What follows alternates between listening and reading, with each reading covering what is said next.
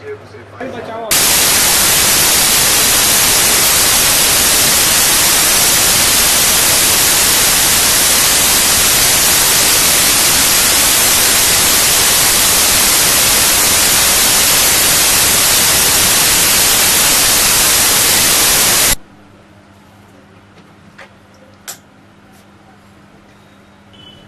नमस्कार शिर्के साहब।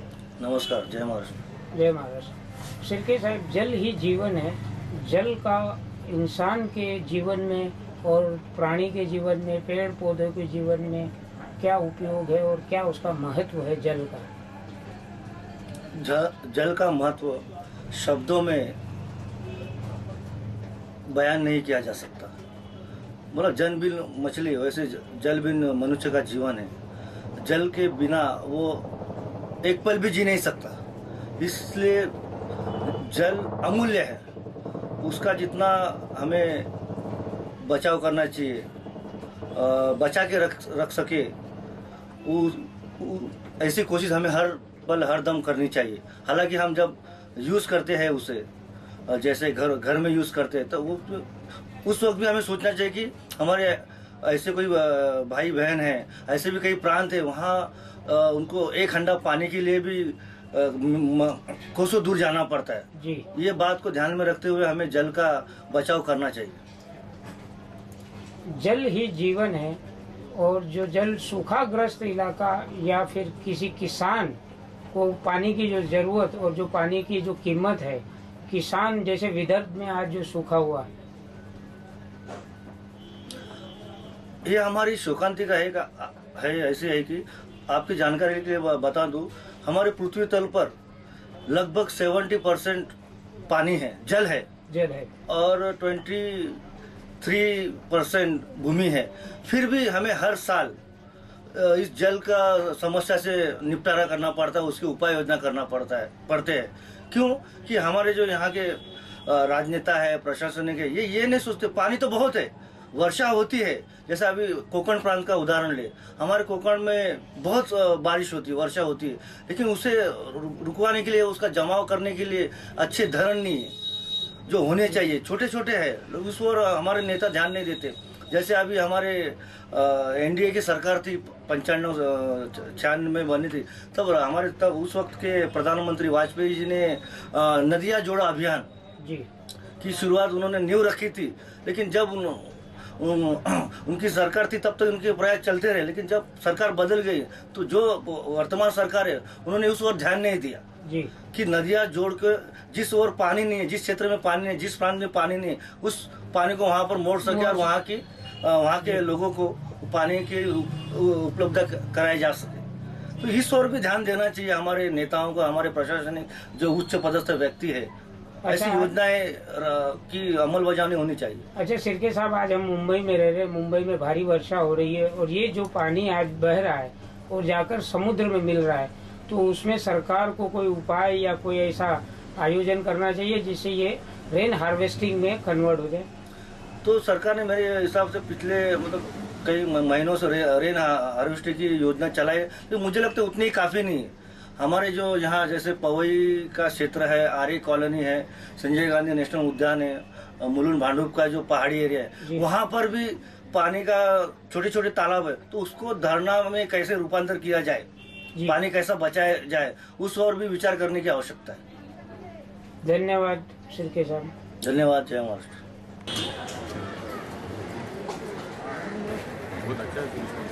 सर, जल ही जीवन है।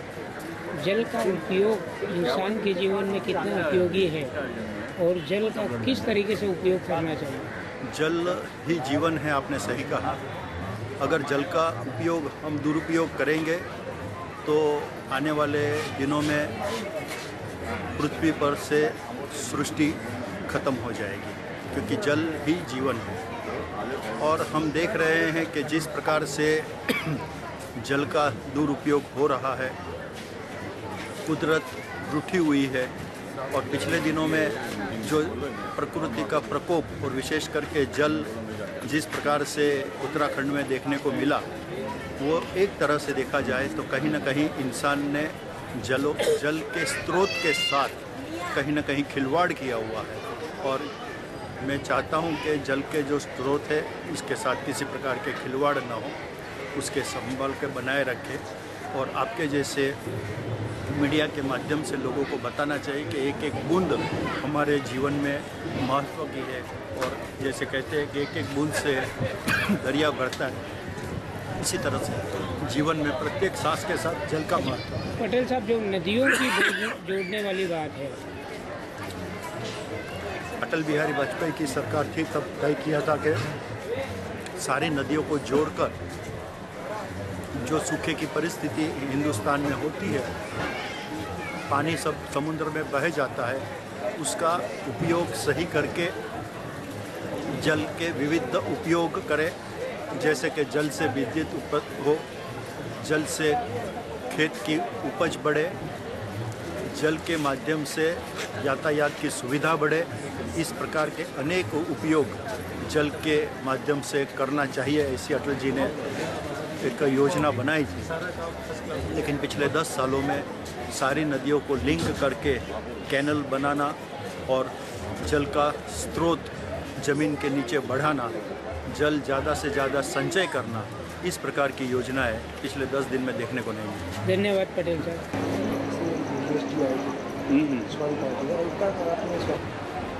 अच्छा तिवारी जी, जल ही जीवन है। जल के लिए मनुष्य के जीवन में क्या उपयोग है, प्राणी के लिए, और जल बचाओ अभियान पर जो आज हमारी धरती पर जल की कमी होती जा रही है, तो उसके लिए हमारी जनता को आप क्या संदेश देना चाहेंगे कि जल बचाओ अभियान को जल कैसे बचाओ? जैसे कि आपने कहा कि जल ही जीवन है, तो ये तो बात महर्षियों ने कहा, ऋषियों ने कहा, सबने कहा जल ही जीवन है। लेकिन ये बात आम लोगों तक पहुंच नहीं पा रही है। लोग जल की आवश्यकता को समझ नहीं पा रहे हैं।